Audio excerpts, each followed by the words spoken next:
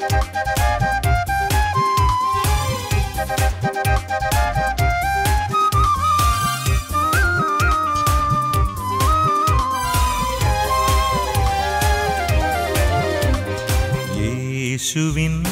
വാഗ്ദാനമേ പാവനാത്മനേ, ജീവൻ നൽകുന്ന ചൈതന്യമേ പരിശുദ്ധാത്മാവേ.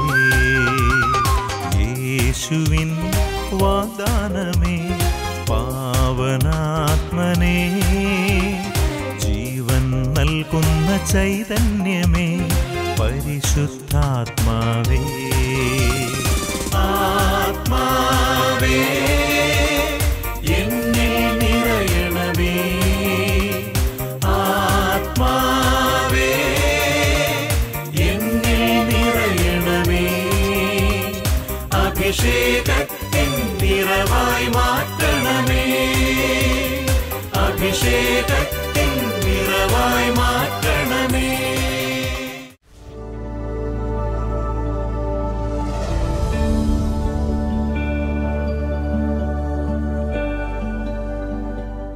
വചനം മാംസമായി നമ്മുടെ ഇടയിൽ വസിച്ചു, അവൻ്റെ മഹത്വം നമ്മൾ ദർശിച്ചു. അവിടുന്ന് നമ്മോട് കൽപ്പിച്ചിട്ടുള്ള വചനങ്ങൾ നമ്മുടെ ഹൃദയത്തിൽ സ്വീകരിച്ച് അത് നമ്മുടെ ജീവിതത്തിൽ പ്രാവർത്തികമാക്കുവാൻ സാധിക്കുന്നുണ്ടോ? അത് മറ്റുള്ള നമ്മുടെ സഹോദരങ്ങളിലേക്ക് പകർന്നു കൊടുക്കുവാൻ നമുക്ക് സാധിക്കുന്നുണ്ടോ? നിങ്ങൾ ലോകമെങ്ങും പോയി എല്ലാ സൃഷ്ടികളോടും സുവിശേഷം പ്രസംഗിക്കുവിൻ എന്ന് അവിടുന്ന് അരുൾ ചെയ്തു. ഈ വചനത്തിന് നമ്മുടെ ജീവിതത്തിൽ നാം എത്രത്തോളം പ്രാധാന്യം കൊടുത്തിട്ടുണ്ട്? നമ്മെ രക്ഷയിലേക്ക് നയിക്കുന്ന ദൈവശക്തിയാണ് വചനം. ആ വചനം നമ്മുടെ ഹൃദയത്തിൽ സ്വീകരിച്ച് മറ്റുള്ളവരിലേക്ക് പകർന്നു നൽകുവാൻ നമുക്ക് സാധിക്കണം. ഇന്ന് നമുക്ക് വചന സന്ദേശം നൽകുന്നത് കാരീസ് ഭവനിലെ അനീഷ് മുണ്ടിയാനിക്കൽ അച്ഛനാണ്. അച്ഛൻ്റെ വാക്കുകൾക്കായി നമുക്ക് കാതോർക്കാം.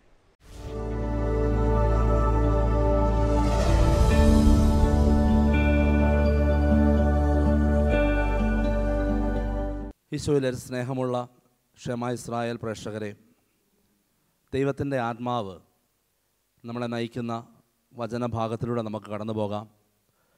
സങ്കീർത്തനം 37 4-5 വചനങ്ങൾ ഇപ്രകാരം നമ്മളെ പഠിപ്പിക്കുന്നുണ്ട്. കർത്താവിൽ ആനന്ദിക്കുക, അവിടുന്ന് നിൻ്റെ ആഗ്രഹങ്ങൾ സാധിച്ചു തരും. നിൻ്റെ ജീവിതം കർത്താവിന് ഭരമേൽപ്പിക്കുക, കർത്താവിൽ വിശ്വാസമർപ്പിക്കുക, അവിടുന്ന് നോക്കിക്കൊള്ളും. പ്രിയപ്പെട്ടവരെ, 2 കാര്യങ്ങളാണ് സങ്കീർത്തകൻ നമുക്ക് പറഞ്ഞു തരുന്നത്.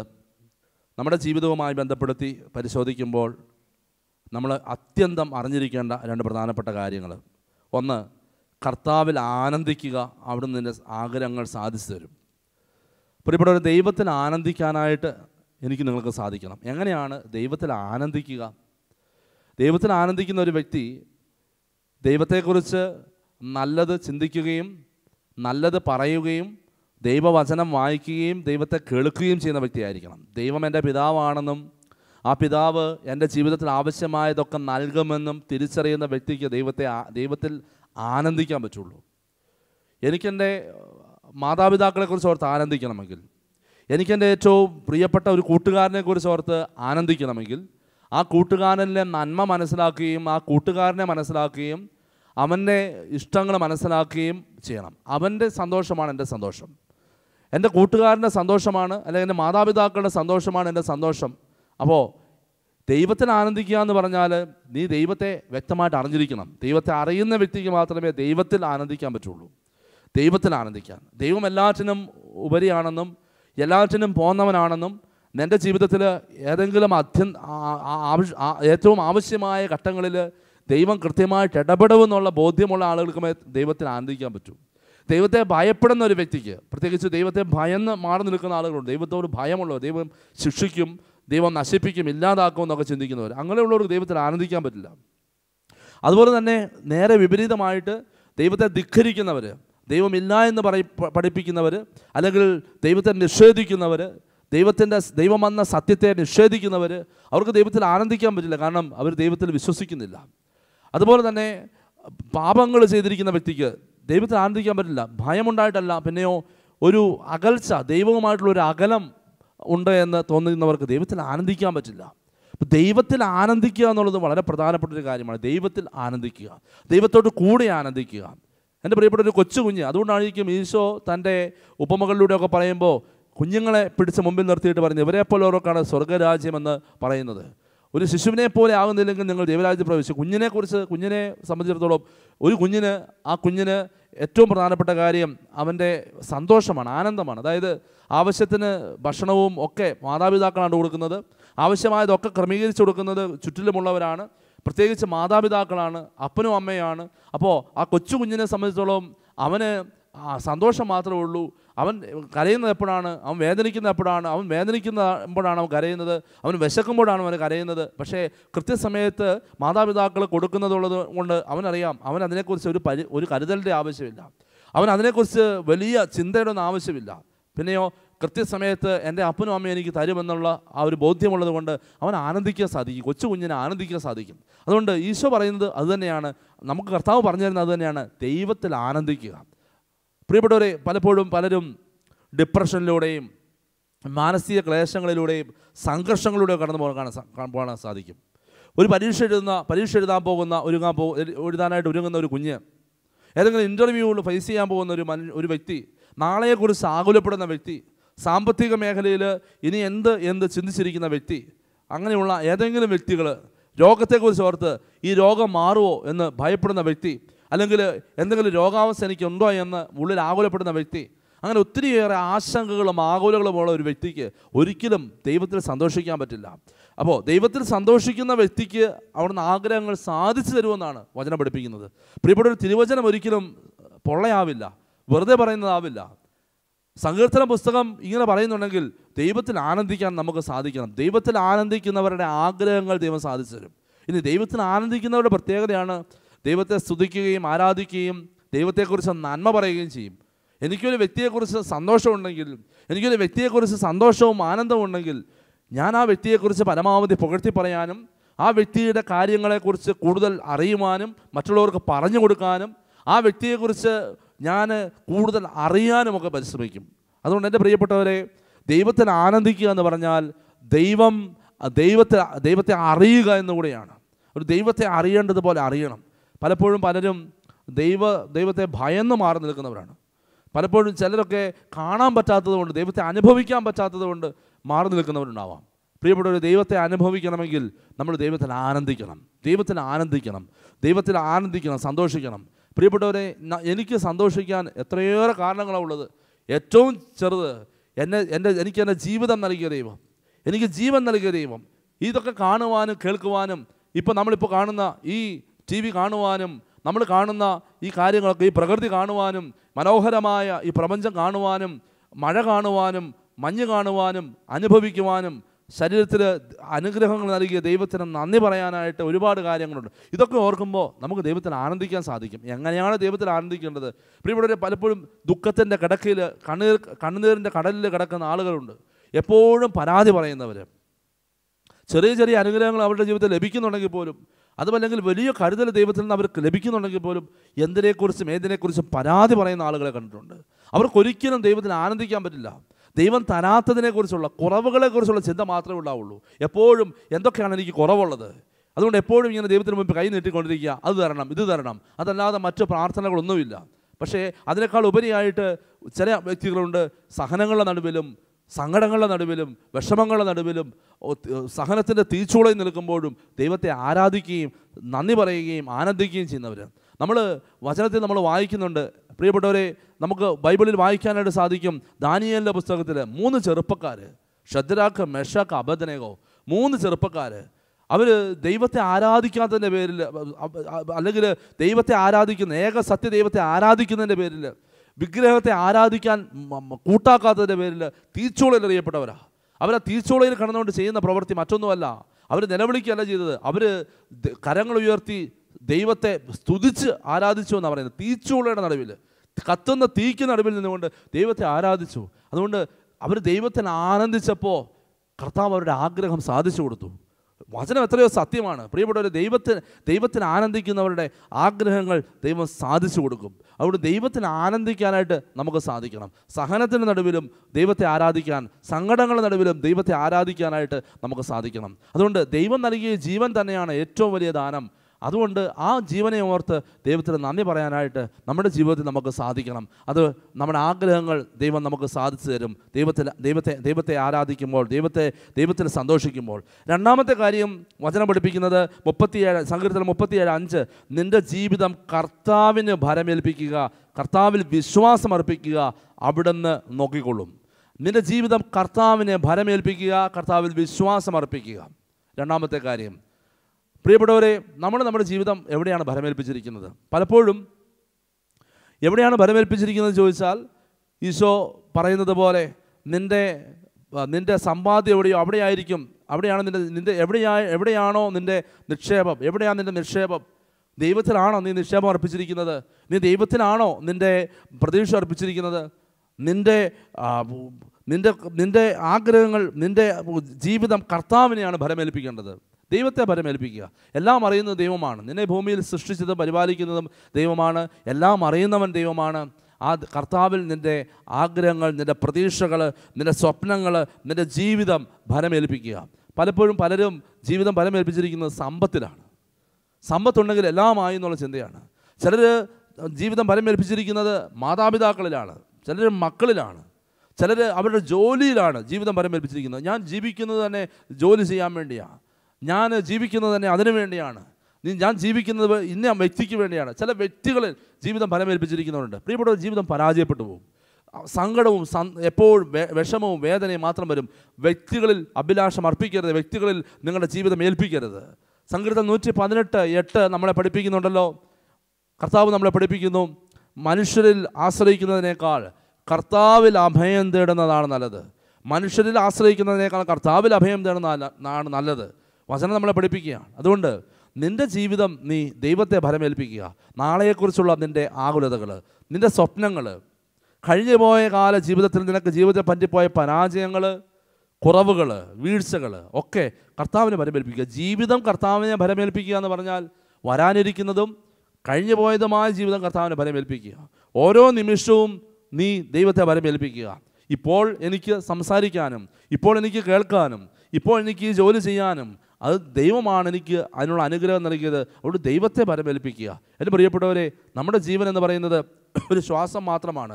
വചനം പഠിപ്പിക്കുന്നുണ്ട്, ജീവിതം എന്ന് പറയുന്നത് ഒരു ശ്വാസം മാത്രമാണ്, ഒരു ശ്വാസം മാത്രമാണ്. അതുകൊണ്ട് അത് എപ്പോൾ വേണമെങ്കിലും നഷ്ടപ്പെട്ടു പോകും. അതുകൊണ്ട് അത് ദൈവം അറിയാതെ ഒരു വിശ്വാസിയുടെ ജീവിതം ഒന്നും സംഭവിക്കുന്നില്ല. അതുകൊണ്ട് ജീവിതം കർത്താവിനെ ഭരമേൽപ്പിക്കുക, കർത്താവിൽ വിശ്വാസമർപ്പിക്കുക, ദൈവത്തിൽ വിശ്വസിക്കുക. ഒരുപക്ഷെ മറ്റുള്ളവരുടെ വാക്കൊക്കെ വിശ്വസിച്ച്, ഏതെങ്കിലും വ്യക്തികളുടെ വാക്കൊക്കെ വിശ്വസിച്ച് ഒത്തിരിയേറെ കാര്യങ്ങൾ ചെയ്യുന്നവരുണ്ട്.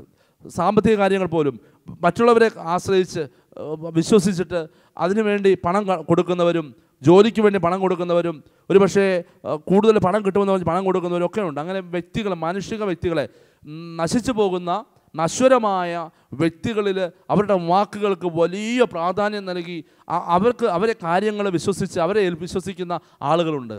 പ്രിയപ്പെട്ടവരെ, അവരുടെ ജീവിതത്തിൽ അവർക്ക് എപ്പോഴെങ്കിലും ആ വ്യക്തിയിൽ നിന്നും, ഏതെങ്കിലുമൊക്കെ വ്യക്തികളിൽ നിന്നും അവർക്ക് പരാജയവും വേദനയും സങ്കടവും ഒക്കെ കടന്നു വരാം. അതുകൊണ്ട് നീ വിശ്വസിച്ച് കാര്യങ്ങൾ ഏൽപ്പിക്കേണ്ടത് ദൈവത്തെയാണ്. നിൻ്റെ കാര്യം നീ ദൈവത്തെ ഏൽപ്പിക്കുക, ദൈവത്തിൽ വിശ്വസിക്കുക. കാരണം കർത്താവ് നമ്മളെ പഠിപ്പിക്കുന്ന ഒരു കാര്യം ഇതാണ്, ദൈവം നമ്മളെ ഒരിക്കലും കൈവിടില്ല. ദൈവം ഒരിക്കലും കൈവിടില്ല. മറ്റുള്ള വ്യക്തികളെ കൈവിടില്ല. നിനക്ക് ഏത് നിമിഷവും ദൈവസന്നിധിയിലേക്ക് കടന്നു വരാം. നിൻ്റെ മാതാപിതാക്കളോ, നിൻ്റെ സഹോദരങ്ങളോ, നിൻ്റെ ഏറ്റവും പ്രിയപ്പെട്ട കൂട്ടുകാരോ, നീ ഏറ്റവും അധികം വിശ്വസിച്ചിരുന്ന വ്യക്തികളോ നിന്നെ കൈയൊഴിയുമ്പോൾ, അവർ ഒരു പൊടിയും തട്ടി എഴുന്നേറ്റ് പോകുമ്പോൾ, അവർ നിന്നെ ഉപേക്ഷിച്ചിട്ട് മാറി നിൽക്കുമ്പോൾ, നിന്നെ ഒറ്റപ്പെടുത്തുമ്പോൾ, നിനക്ക് ഏത് നിമിഷവും എൻ്റെ പ്രിയപ്പെട്ട കുഞ്ഞെ, നിനക്ക് കർത്താവിൻ്റെ സന്നിധിയിലേക്ക് വരാം, നിനക്ക് ദൈവസന്നിധിയിലേക്ക് വരാം, വിശുദ്ധ കുർബാനയുടെ മുമ്പിലേക്ക് വരാം, നിനക്ക് തിരുവചനത്തിന് മുമ്പിലേക്ക് വരാം, നിനക്ക് ബൈബിൾ എടുത്ത് വായിക്കാം, നിനക്ക് ഒരു നൊവേന എടുത്തിയെല്ലാം, ഒരു പ്രാർത്ഥന എടുത്തിയെല്ലാം, ഏതെങ്കിലും വിശുദ്ധയുടെ മധ്യസ്ഥം നേടി പ്രാർത്ഥിക്കാം. അതുവഴിയായിട്ട് ദൈവത്തിൽ വിശ്വാസം അർപ്പിക്കാം. മറ്റുള്ളവർ നിന്നെ അവിശ്വസിക്കുമ്പോൾ, മറ്റുള്ളവർ നിന്നെ ഉപേക്ഷിക്കുമ്പോൾ, മറ്റുള്ളവർ നിന്നെ ചതിക്കുമ്പോൾ, വഞ്ചിക്കുമ്പോൾ, നീ ദൈവത്തിൽ വീണ്ടും വിശ്വാസം അർപ്പിക്കുക. അതുകൊണ്ട് മനുഷ്യരിൽ വിശ്വാസം അർപ്പിച്ച്, പ്രകൃതിയിൽ വിശ്വാസം അർപ്പിച്ച്, പക്ഷെ കൃഷിയിൽ വിശ്വാസം അർപ്പിച്ച്, ബിസിനസ്സിൽ വിശ്വാസം അർപ്പിച്ച്, കൂട്ടുകാരിൽ വിശ്വാസം അർപ്പിച്ചിട്ട്, നിൻ്റെ ജോലിയിൽ വിശ്വാസം അർപ്പിച്ചിട്ട് ആ വിശ്വാസത്തിൽ നീ പരാജയപ്പെട്ടു പോയെങ്കിൽ, അവിടെ നിന്നൊക്കെ നിനക്ക് വേദനകളോ ദുഃഖങ്ങളോ ഒക്കെ കിട്ടിയെങ്കിൽ നീ വിഷമിക്കേണ്ട. ഇപ്പോഴും കാര്യങ്ങൾ ദൈവത്തിൻ്റെ പദ്ധതി പ്രകാരമാണ് പോകുന്നത്. കാരണം നീ സൃഷ്ടാവിനേക്കാളും ഉപരിയായിട്ട് സൃഷ്ടവസ്തുക്കളിൽ വിശ്വാസം അർപ്പിച്ചു. നീ സൃഷ്ടാവിനേക്കാൾ അധികമായിട്ട് ഈ പ്രകൃതിയിലും പ്രകൃതിയുടെ ശക്തിയിലും വിശ്വാസം അർപ്പിച്ചു. അതുകൊണ്ട് ദൈവത്തിൽ വിശ്വസിക്കുക. പലപ്പോഴും ചിലരൊക്കെ കാണുന്നുണ്ട് അന്ധവിശ്വാസങ്ങളിലൊക്കെ പിന്നാലെ പോകുന്നവർ. അത് ഏതെങ്കിലുമൊക്കെ കാര്യങ്ങൾ ഇങ്ങനെയൊക്കെ ചെയ്താൽ ജീവിതം വിജയിക്കും, ഇങ്ങനെയൊക്കെ ചെയ്താൽ പരാജയങ്ങൾ വിട്ടുമാറിപ്പോകും, ഇങ്ങനെയൊക്കെ ചെയ്താൽ ചില പ്രവൃത്തികളൊക്കെ ചെയ്താൽ എന്തെങ്കിലുമൊക്കെ നേടിയെടുക്കാൻ പറ്റും. പ്രിയപ്പെട്ടവർ, ഇതൊക്കെ അസംബന്ധങ്ങളും അന്ധവിശ്വാസങ്ങളുമാണ്. ദൈവത്തിൽ വിശ്വാസം അർപ്പിക്കുക, കാണപ്പെടാത്ത ദൈവത്തിൽ വിശ്വാസം അർപ്പിക്കുക. നിൻ്റെ ജീവിതത്തിൽ ലഭിക്കാനിരിക്കുന്ന അനുഗ്രഹങ്ങൾക്ക് വേണ്ടി കാണപ്പെടാത്ത ദൈവത്തിൽ വിശ്വാസം അർപ്പിക്കുക. നിൻ്റെ ജീവിതം കർത്താവിന് ഫലമേൽപ്പിക്കുക, കർത്താവിന് വിശ്വാസം അർപ്പിക്കുക.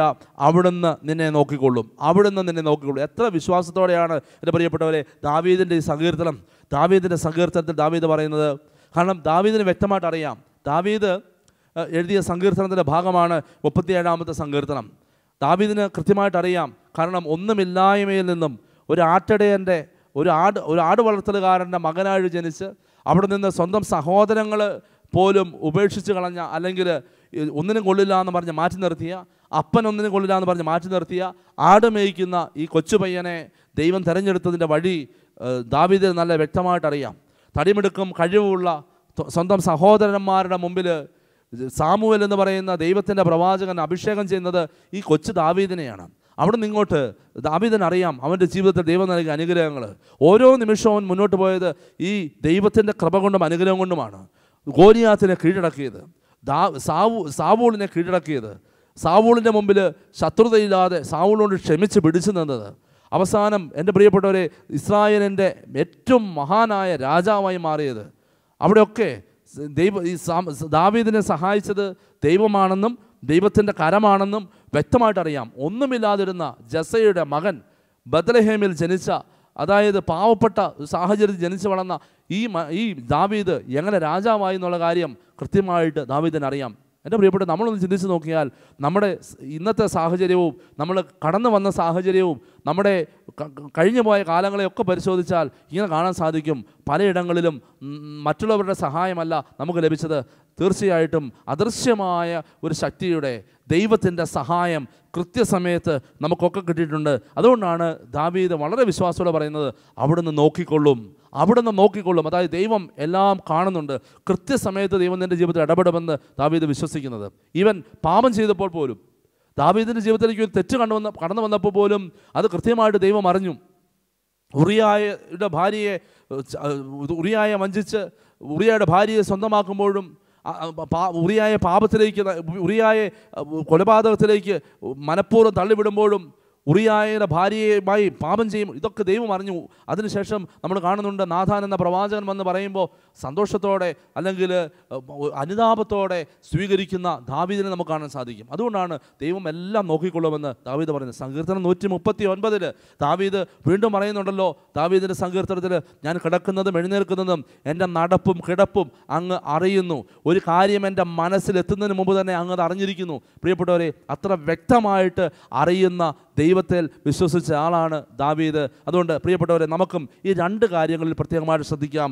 ഒന്നാമത്തെ കാര്യം, കർത്താവിൽ ആനന്ദിക്കുക, അവിടുന്ന് നിൻ്റെ ആഗ്രഹങ്ങൾ സാധിച്ചു തരും. രണ്ടാമത്തെ കാര്യം, എല്ലാ കാര്യങ്ങളും നീ കർത്താവിൽ ഭരമേൽപ്പിക്കുക. ഈ ലോകത്തുള്ള വ്യക്തികളല്ല വിശ്വസിക്കുന്നത്, ദൈവത്തിൽ ഭരമേൽപ്പിക്കുക. ദൈവം എല്ലാ കാര്യങ്ങളും ഭംഗിയായി നോക്കിക്കൊള്ളും. ദൈവത്തിൽ വിശ്വസിക്കുക, ദൈവത്തോട് പ്രാർത്ഥിക്കുക. അതിനായി നമുക്ക് ഓരോരുത്തർക്കും പരിശ്രമിക്കാം. വിശുദ്ധ കുർബാനയുടെ ആരാധനയിൽ നമുക്കൊന്ന് ചേർന്ന് ദൈവത്തെ ആരാധിക്കാം, ദൈവത്തിൻ്റെ കരങ്ങളിലേക്ക് നമ്മുടെ ജീവിതം സമർപ്പിക്കാം. ആമേൻ. പൂർണ്ണ മനസ്സോടും പൂർണ്ണ ഹൃദയമോടും പൂർണ്ണാത്മാവോടും ഈശോയെ അങ്ങേ ഞാൻ സ്നേഹിക്കുന്നു. പരിശുദ്ധ പരമ ദിവ്യകാരുണ്യനാഥനായ ഈശോയ്ക്ക് നേരവും ആരാധനയും സ്തുതിയും പുകഴ്ചയും ഉണ്ടായിരിക്കട്ടെ. പ്രിയപ്പെട്ടവരെ, നമുക്ക് വിശുദ്ധ കുർബാനയിലെ ഈശോയിലേക്ക് നോക്കാം. നമ്മളെ കാണുന്ന ഒരു ദൈവമുണ്ട്, നമ്മളെ മനസ്സിലാക്കുന്ന ഒരു ദൈവമുണ്ട്, നമ്മുടെ നൊമ്പരങ്ങൾ അറിയുന്ന ദൈവമുണ്ട്. ആരും ചിന്തിക്കരുത് ആരും ഒന്നും കാണുന്നില്ല എന്ന്. നിൻ്റെ ദൈവം നിന്നെ കാണുന്നു. സങ്കീർത്തനം 139 നമ്മൾ വായിക്കുന്നത് പോലെ എല്ലാം കാണുന്ന ദൈവം നിൻ്റെ സങ്കടങ്ങളും വേദനകളും നിൻ്റെ പാപങ്ങളും കുറവുകളും നിൻ്റെ ബലഹീനതകളും വീഴ്ചകളും നിൻ്റെ കഷ്ടപ്പാടുകളും കാണുന്ന ഒരു ദൈവമുണ്ട്. ഹൃദയം തുറന്ന് വിശ്വസിക്കുക. നമ്മൾ വചനം കേട്ടവരാണ്. ഇപ്പോൾ ഈ വിശുദ്ധ കുർബാനയുടെ ആരാധനയിൽ നിങ്ങൾക്ക് ഓരോരുത്തർക്കും വേണ്ടി പ്രാർത്ഥിക്കുകയാണ്. ഈ വചനം കേട്ട ഓരോ മക്കളെയും, ഈ വിശ്വാസത്തിൻ്റെ വചനം കേട്ട, പരിശുദ്ധാത്മാവ് നൽകിയ വചനം കേട്ട, ഈ കരുതലിൻ്റെ വചനം കേട്ട ഓരോ മക്കളെയും ദൈവം അനുഗ്രഹിക്കട്ടെ. ദൈവം അനുഗ്രഹിക്കട്ടെ. പ്രിയപ്പെട്ടവരെ, ഒരു നിമിഷം കരങ്ങൾ ഹൃദയത്തോട് ചേർത്ത് പിടിച്ച് നിൻ്റെ ജീവിതത്തിലെ അവസ്ഥകളെല്ലാം ഓർത്ത് ഈ വിശുദ്ധ കുർബാനയിലേക്ക് നമുക്ക് പ്രാർത്ഥിച്ചേ. ഈശോയെ, ഇപ്പോൾ ഒത്തിരി വേദനയോടെ അങ്ങയുടെ മുമ്പിലേക്ക് കടന്നു വന്നിരിക്കുന്ന ഈ മക്കളോട് അങ്ങ് കരുണ കാണിക്കണമേ. അങ്ങയുടെ വചനം സത്യമാണെന്ന്, അങ്ങയുടെ വചനം പ്രഘോഷിച്ചത് സത്യമാണെന്ന് അങ്ങ് മർക്കോസിൻ്റെ സുവിശേഷം 16-ാമത്തെ അധ്യായത്തിൽ വെളിപ്പെടുത്തി, അങ്ങ് സാക്ഷ്യപ്പെടുത്തി. അത്ഭുതങ്ങളും അടയാളങ്ങളും വഴി അങ്ങയുടെ വചനം സാക്ഷ്യപ്പെടുത്തി. കർത്താവേ, ഇപ്പോൾ ഈ മക്കളെയും സമർപ്പിക്കുന്നു, ഇവരുടെ നൊമ്പരങ്ങളെ സമർപ്പിക്കുന്നു, ഇവരുടെ ഹൃദയവികാരങ്ങൾ അങ്ങയുടെ സ്ഥലത്തിലേക്ക് ഉയർത്തുന്നു. കർത്താവേ, എനിക്കറിഞ്ഞുകൂടാ, പക്ഷേ അകലങ്ങളിലിരുന്ന് പ്രാർത്ഥിക്കുന്നവർ, ഇപ്പോൾ വചനം കേട്ടുകൊണ്ട് പ്രാർത്ഥിക്കുന്നവർ, ഇപ്പോൾ അങ്ങയുടെ മുമ്പിൽ നോക്കി പ്രാർത്ഥിക്കുന്നവർ, ഈശോയെ അവരുടെ ഹൃദയഭാരം എടുത്ത് മാറ്റണമേ. ഒത്തിരി മാനസിക സമ്മർദ്ദത്തിലൂടെ കടന്നു പോകുന്നവരുണ്ട്. ഈശോയെ, അവരുടെ മാനസിക സമ്മർദ്ദം എടുത്തു മാറ്റണമേ. ഈ നിമിഷം തന്നെ മാറിപ്പോകട്ടെ, ഈ നിമിഷം തന്നെ മാറിപ്പോകട്ടെ. കർത്താവേ, മനസ്സിൻ്റെ എല്ലാ അസ്വസ്ഥതകളും ആകുലതകളും മാറിപ്പോകട്ടെ. പരിശുദ്ധാത്മാവിൻ്റെ വലിയ ശക്തി അഭിഷേകം നിറയട്ടെ, സമാധാനം വന്ന് നിറയട്ടെ, സ്നേഹം വന്ന് നിറയട്ടെ. കർത്താവേ, അത് ശാരീരിക ബുദ്ധിമുട്ടുകൾ അനുഭവിക്കുന്നവരുണ്ട്. ഈശോയെ, ഇന്ന് ഈ നിമിഷം മുതൽ സുഖം പ്രാപിക്കാൻ ആഗ്രഹിക്കുന്നവർ, രാവിലെ മുതൽ ഒത്തിരിയേറെ പ്രശ്നങ്ങൾ അനുഭവിക്കുന്നവരുണ്ട്. ഈ ദിവസങ്ങളിൽ പ്രത്യേകമായിട്ട് കടന്നു വന്ന ചില പ്രത്യേക വേദനകൾ, രോഗാവസ്ഥകൾ, അതെല്ലാം ഇപ്പോൾ എടുത്തു മാറ്റണമേ. സൗഖ്യം നൽകുന്നവനായ കർത്താവേ, ഇതിപ്പോൾ കണ്ടുകൊണ്ടിരിക്കുന്ന മക്കളുടെ വിശ്വാസത്തോടെ യേശുവിൻ്റെ നാമം വിളിച്ച് പ്രാർത്ഥിക്കുന്ന ഓരോ മക്കളുടെ ജീവിതത്തിലും അങ്ങ് ഇടപെടണമേ, ശക്തമായിട്ട് ഇടപെടണമേ എന്ന് പ്രാർത്ഥിക്കുന്നു. സാക്ഷ്യം നൽകുവാൻ തക്കവിധം ഇടപെടണമേ എന്ന് പ്രാർത്ഥിക്കുന്നു. കർത്താവേ, അതുപോലെ തന്നെ കർത്താവേ, ഒത്തിരിയേറെ തെറ്റുകളുടെ വഴിയിലൂടെ പോകുന്നവരുണ്ട്, മാനസാന്തരപ്പെടാൻ ആഗ്രഹിക്കുന്നവർ. എനിക്കെൻ്റെ ജീവിതം ഒന്ന് മാറ്റണം, ഇനി ഇങ്ങനെ പോയാൽ പറ്റില്ല, എൻ്റെ ജീവിതം ഒന്ന് നവീകരിക്കണം, എനിക്ക് പുതിയ വ്യക്തിയായി മാറണമെന്ന് ആഗ്രഹിക്കുന്ന വ്യക്തികളുടെ ജീവിതത്തിൽ കർത്താവെ അങ്ങ് വിടുതൽ നൽകി അവരെ വിശുദ്ധീകരിക്കണമേ. പുത്തൻ അഭിഷേകം കൊണ്ട് നിറയ്ക്കണമേ. പുതിയ വ്യക്തികളാക്കി മാറ്റണമേ. അപ്പസ്തോലന്മാരെ പുതിയ വ്യക്തികളാക്കി മാറ്റിയതുപോലെ അവരുടെ സ്വാർത്ഥത എടുത്തു മാറ്റി, അവരുടെ അഹങ്കാരം എടുത്തു മാറ്റി, അവരുടെ പരസ്പരമുള്ള ഭിന്നത എടുത്തു മാറ്റി അവരെ പുതിയ വ്യക്തികളാക്കി മാറ്റിയതുപോലെ കർത്താവേ, മക്കളെ പുതിയ വ്യക്തികളാക്കി അങ്ങ് മാറ്റണമെന്ന് പ്രാർത്ഥിക്കുന്നു. ഈശോയെ, അങ്ങയുടെ വചനത്തിൽ ഞങ്ങൾ വിശ്വസിക്കുന്നു. ദാവീദിൻ്റെ സങ്കീർത്തനത്തിലൂടെ അങ്ങ് ഞങ്ങളെ പഠിപ്പിച്ചു, കർത്താവിൽ ആനന്ദിക്കുക, അവിടുത്തെ ആഗ്രഹങ്ങൾ സാധിച്ചു തരും. അതുപോലെ കർത്താവെ, ജീവിതം കർത്താവിനെ ഫലമേൽപ്പിക്കുക. ഈ രണ്ട് കാര്യങ്ങളാണ് ഞങ്ങൾ കേട്ടത്. കർത്താവ്, ഇതാ ഞങ്ങൾ അങ്ങയിൽ ആനന്ദിക്കുന്നു, അങ്ങയെല്ലാം ഫലമേൽപ്പിക്കുന്നു, അങ്ങയെല്ലാം ഏൽപ്പിക്കുന്നതിൻ്റെ ഭാഗമായും അങ്ങനെ ആനന്ദിക്കുന്നതിൻ്റെ അടയാളമായും ഇതാ ഞങ്ങൾ കരങ്ങൾ ഉയർത്തി പ്രാർത്ഥിക്കുന്നു. കർത്താവെ, ഇപ്പോൾ കരങ്ങൾ ഉയർത്തി പ്രാർത്ഥിക്കുന്ന ഓരോ മക്കളും അങ്ങയിൽ ആനന്ദിക്കുന്ന മക്കളാണ് എന്ന് പറഞ്ഞാൽ അങ്ങയെ പൂർണ്ണമായി ദൈവമായി അംഗീകരിക്കുന്ന വ്യക്തികൾ, അങ്ങയ്ക്ക് മാത്രമേ എന്തെങ്കിലും ചെയ്യാൻ പറ്റൂ എന്ന് വിശ്വസിക്കുന്നവർ, ഒപ്പം അങ്ങയെ കാര്യങ്ങൾ ഭരമേൽപ്പിക്കുന്ന വ്യക്തികളാണ്. ഇതാ ഈ കരങ്ങളിലൂടെ ഈ മക്കൾ ഇവർക്ക് അങ്ങ് കൊടുത്തതെല്ലാം ഏൽപ്പിക്കുന്നു. ഇവരുടെ കുടുംബം, ജീവിത പങ്കാളി, മക്കൾ, സമ്പത്ത്, ജോലി, ബിസിനസ്, കൃഷി, എല്ലാറ്റിനെയും ഇപ്പോൾ അങ്ങയിൽ ഭരമേൽപ്പിക്കുന്നു. ഈശോയെ, പൂർണ്ണമായും അങ്ങയെ ഏൽപ്പിച്ചത് അങ്ങ് പൂർണ്ണമായും നോക്കി നടത്തണമേ. അങ്ങയുടെ ഉത്തരവാദിത്വത്തിൽ മുന്നോട്ട് നയിക്കണമെന്ന് പ്രാർത്ഥിക്കുന്നു. ഈ മക്കളെയും ഇവരുടെ എല്ലാ വസ്തുക്കളെയും ഇവരുടെ എല്ലാ ആഗ്രഹങ്ങളെയും അനുഗ്രഹിക്കണമേ. കൃപയൊഴുകട്ടെ. വലിയ അനുഗ്രഹങ്ങൾ ഇപ്പോൾ ഈ മക്കളുടെ ജീവിതങ്ങളിലേക്ക് ഒഴുകട്ടെ. സന്തോഷവും സമാധാനവും നിറയട്ടെ. വലിയ അത്ഭുതങ്ങളും അടയാളങ്ങളും സംഭവിക്കട്ടെ. പരിശുദ്ധാത്മാവിൻ്റെ ശക്തി ഇപ്പോൾ വ്യാപരിക്കട്ടെ. ഈശോയെ, കൃപയൊഴുക്കണമേ എന്ന് പ്രാർത്ഥിക്കുന്നു. അനുഗ്രഹിക്കണമേ. കർത്താവേ, സമാധാനം ഇപ്പോൾ നിറയട്ടെ. ചില മക്കളുടെ ഹൃദയത്തിൽ ഒത്തിരി ഭാരം മാറിപ്പോയിട്ട് വലിയ സമാധാനവും സന്തോഷവും നിറയുന്നുണ്ട്. ഈ ദിവസങ്ങളിൽ തന്നെ അടയാളങ്ങളിലൂടെ കർത്താവ് പ്രവർത്തിക്കും. അത്ഭുതങ്ങളും അടയാളങ്ങളും സംഭവിക്കും. വലിയ കാര്യങ്ങൾ സംഭവിക്കും. സ്ഥലത്തിലെ വിൽപ്പനയ്ക്ക് തടസ്സങ്ങളുള്ളവർ എല്ലാം മാറിപ്പോകട്ടെ. ആ വിൽപ്പനയുടെ തടസ്സം മാറിപ്പോകട്ടെ. വലിയ കൃപ കർത്താവ് ഒഴുകട്ടെ. വലിയ കൃപ ഒഴുകട്ടെ. പരിശുദ്ധാത്മാവ് നിറയട്ടെ. വർഷങ്ങളായി ഒരു മകൻ്റെ മാനസാന്തരത്തിന് വേണ്ടി കാത്തിരിക്കുന്ന ഒരു കുടുംബത്തെ കർത്താവ് അനുഗ്രഹിക്കുന്നു. ഈ ദിവസം തന്നെ കർത്താവ് അനുഗ്രഹിക്കുമെന്ന് കർത്താവ് വെളിപ്പെടുത്തുന്നുണ്ട്. വിശ്വാസത്തോടെ പ്രാർത്ഥിക്കട്ടെ. ഹല്ലേലൂയ, ഹല്ലേലൂയ, ഹല്ലേലൂയ, ഹല്ലേലൂയ, ഹല്ലേലൂയ. യേശുവേ നന്ദി, യേശുവേ സ്തുതി, യേശുവേ ആരാധന, യേശുവേ മഹത്വം. പ്രിയപ്പെട്ടവരെ, ദൈവത്തിലേക്ക് ഉയർത്തിയ കരങ്ങൾ ഹൃദയത്തോട് ചേർത്ത് പിടിച്ച് ഒരു നിമിഷം കണ്ണുകളടച്ചേ. ഈശോ ഇപ്പോൾ ആശീർവദിക്കുന്ന നിമിഷമാണ്. നിങ്ങൾ ഇങ്ങനെ കണ്ട് പ്രാർത്ഥിക്കണം. വിശുദ്ധ കുർബാനയിലെ ഈശോ ഇവിടെ ഉയരുമ്പോൾ, ആശീർവാദം നൽകുമ്പോൾ ഈശോ തൻ്റെ കരങ്ങൾ കൊണ്ട് നിന്റെ ശിരസ്സിലെ കൈകൾ വെച്ച് പ്രാർത്ഥിക്കുന്നു. നിന്റെ ശിരസ്സിൽ കൈകൾ വെച്ച് നിന്നെ അനുഗ്രഹിക്കുന്നു. നിൻ്റെ ഉള്ളിലെ ഭാരം എടുത്തു മാറ്റുന്നു. നിൻ്റെ വേദനകൾ എടുത്തു മാറ്റുന്നു. നിൻ്റെ രോഗങ്ങൾ സുഖപ്പെടുത്തുന്നു. ഈശോ ഒന്ന് വിശ്വസിച്ച് പ്രാർത്ഥിച്ച്. സീറോ ഫെനീഷ്യക്കാരി സ്ത്രീ നമ്മൾ വചനത്തിൽ വായിക്കുന്നുണ്ടല്ലോ, അവൾ യേശുവിൻ്റെ വസ്ത്രത്തിൻ്റെ വിളിമ്പിലൊന്ന് തൊടാൻ ആഗ്രഹിച്ചു. വിളിമ്പിൽ തൊട്ട് അവർക്ക് സൗഖ്യം കിട്ടും നമ്മൾ വിശ്വസിച്ചു. അവൾ വിളിമ്പിൽ തന്നെ തൊട്ടു, അവൾക്ക് സൗഖ്യം കിട്ടി, യേശുവിൽ നിന്ന് ശക്തി പുറപ്പെട്ടു. എൻ്റെ പ്രിയപ്പെട്ടവരെ, ഈ TV ചാനൽ ശാലോമിലൂടെ കർത്താവിന് നമ്മളെ തൊടാൻ പറ്റും, കർത്താവിന് നമ്മളെ സ്പർശിക്കാൻ പറ്റും. നമുക്ക് കർത്താവിനെ സ്പർശിക്കാൻ പറ്റും. ആഗ്രഹം മതി, വിശ്വാസം മതി. വിശ്വാസത്തോടെ പ്രാർത്ഥിക്കണം. അതാണ് നമ്മൾ കേട്ടത്. വിശ്വാസത്തോടെ നീ ഒന്ന് പ്രാർത്ഥിച്ചാൽ മതി. കണ്ണുകൾ അടച്ച് കരങ്ങൾ കൂപ്പി ഈശോയുടെ ആശീർവാദത്തിന് വേണ്ടി ഒരുങ്ങുമ്പോൾ നമുക്ക് നമ്മുടെ കരങ്ങൾ കർത്താവിൻ്റെ ഹൃദയത്തിലേക്ക് ചേർത്ത് വയ്ക്കാം. നമ്മുടെ വേദനകൾ കർത്താവിൻ്റെ ഹൃദയത്തിലേക്ക് ചേർത്ത് വയ്ക്കാം. നമ്മുടെ വേദന ഈശോയുടെ വേദനയായിട്ട് മാറട്ടെ. നമ്മുടെ ആഗ്രഹങ്ങൾ ഈശോയുടെ ആഗ്രഹമായി മാറട്ടെ. ഈശോ തൻ്റെ കരങ്ങൾ കൊണ്ട് നമ്മളെ ആശീർവദിക്കുന്നത് അനുഭവിച്ചറിഞ്ഞുകൊണ്ട് നമുക്ക് ആരാധനയുടെ ആശീർവാദം സ്വീകരിക്കാം. പരിശുദ്ധ പരമകാരുണ്യ